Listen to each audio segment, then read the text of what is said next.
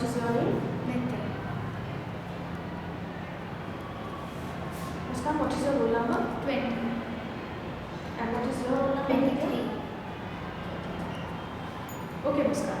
Tell me, what do you do in the weekends? I usually go out for a walk, or else I study, or if the mood is there, I play or I read books. Okay, so you're fond of reading books. Great. Nitya, tell me something about yourself. What do you like doing the most?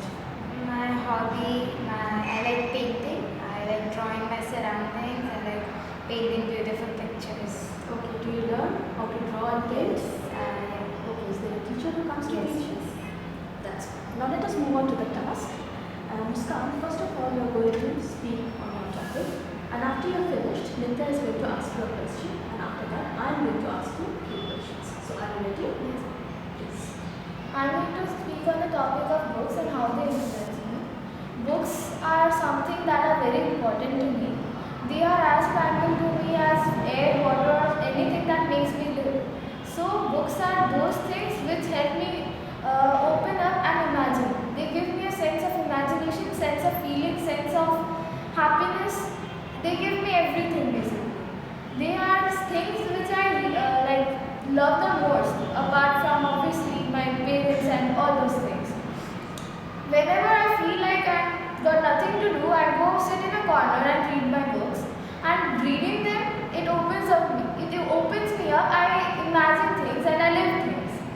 So when I read my first book, that night I dreamt, and then I dreamt it again next time. And then I started thinking, and then I formed my new story with the characters from those books.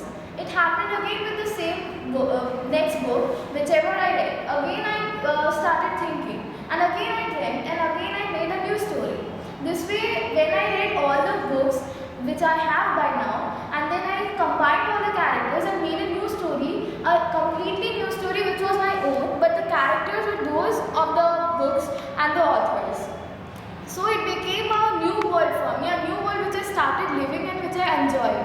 Whenever my parents or my brother used to ask me, what are you doing there sitting alone? I used to respond, I'm not doing nothing, I'm actually thinking, I'm making my world, I'm enjoying my life. So that was my answer to them, and I love books more than I love anything else, if I can say so. Thank you so much, Muskan. Nitya, your question, please. I would like to ask that which book puzzled you the most, like you reread it to understand it better? Wuthering Heights, last I read it in 8th standard, but then I was just brushing through the pages since I did not have much time. But again I read it just a few months ago, and now I understood it very well. Okay, Emily Bronte's Wuthering Heights. Right, intense emotions, I must say, and rather raw ones. What do you think about the character of Heathcliff? Heathcliff, many will say that he was a very violent and a character whose emotions are mostly hate and revenge. But I feel that all that he did was driven out of love for Catherine. He loved Catherine more than anything he did else. Means any other emotion was not comparable to his love to Catherine. Okay. He left, he came back. Muskan, would you like to suggest any book to Nitya which she would find interesting? Read all the books of like Cassandra Clare, her Infernal Devices, Mortal Instruments, and even right now she's writing Dark Artifices. They are amazing. Great choice. Thank you so much, Muskan. Now, Nitya, you are going to speak on your topic, and after you are finished, Muskan is going to ask you a question, and after that, I am going to ask you a few questions. So, are you ready? Yes. Please. I'd like to speak on the topic a souvenir called happiness. Happiness is a state of mind. There was a boy called Junior. We went on a trek together, and with my friends, of course, and we went for the lunch in a cafeteria. And over there, he walked up to another table, and there he just showed around his treasured possession, a toy, a transformer toy as we call it. And it was so treasured that he always kept it in his pocket. And then when everybody was watching those his toys, it broke. The transformer toy broke. I thought he would cry. After all, he was young, he was small. So, but to my surprise, he was grinning. He was happy. He said that next week when it's my birthday, I'm getting a remote control car. So next week came, his birthday came. We all gifted watches, toys, helicopter, and whatnot. And he was so happy, he was grinning, he was showing it to his parents. But then I asked him that where is the remote control car you were talking about? So he said it was just a made up. I made it up so that I could cherish those straight moments, the moments I wished to cherish. Disappointment had struck him like it strikes us, but he just shoot it off like an annoying fly. We buy cars, luxuries, and whatnot to make us and our loved ones happy.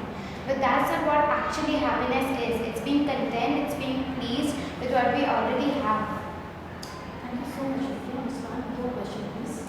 What disappointment struck you that you wrote such a story? This disappointment that struck me was that in 7th, where my both the friends they went to different schools, and I was left alone. But then I moved on and I made new friends. Okay, you said in the beginning that happiness is a state of mind. Okay. How can you be happy? Like, what makes you happy?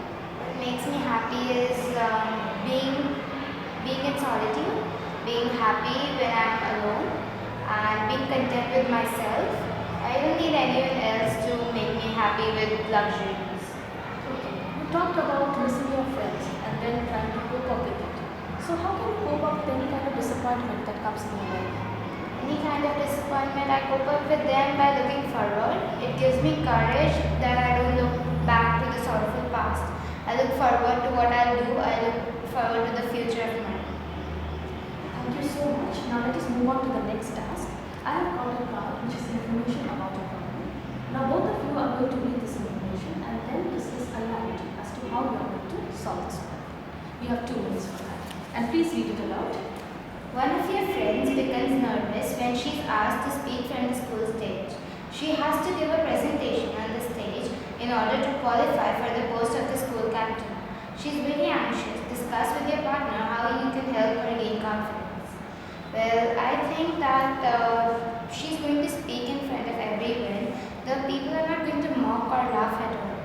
After all, everybody makes mistakes, so people would laugh at her.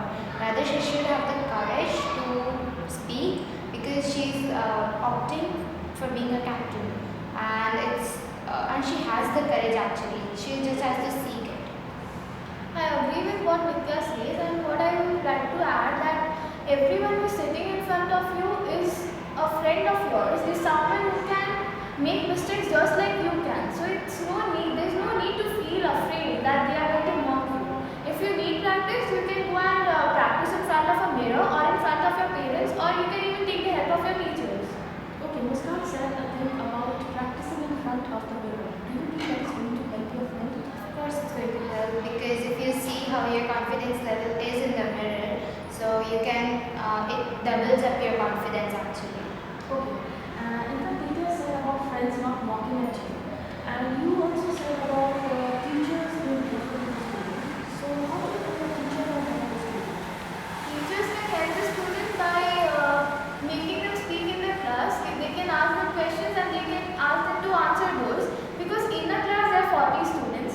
They are all friends of that particular student, and she or he knows that the others are not going to mock at him or her because everyone makes mistakes. So that way he or she can open up, and later he can speak in bigger audience, in front of bigger audience. As a friend, Nitya, can you help her personally? Yes, of course, I like to help, and I would help. I would rather listen to her speech once or twice, and I would give her courage to speak up, and it would really help her because after all, someday she has to get over her fear. Do you agree with what Nitya has said? Anything that you would like to say more about it? Because like she said, when you speak in front of a friend, the friend can point out their mistakes and they can help them. Because unlike other people whom you don't know, they will tell you in a way which you will feel that they are trying to make you feel like small in front of others. But the friends, when they speak, you agree to them, and in fact you try to make yourself better and speak in the way your friend is telling you to. Thank you so much.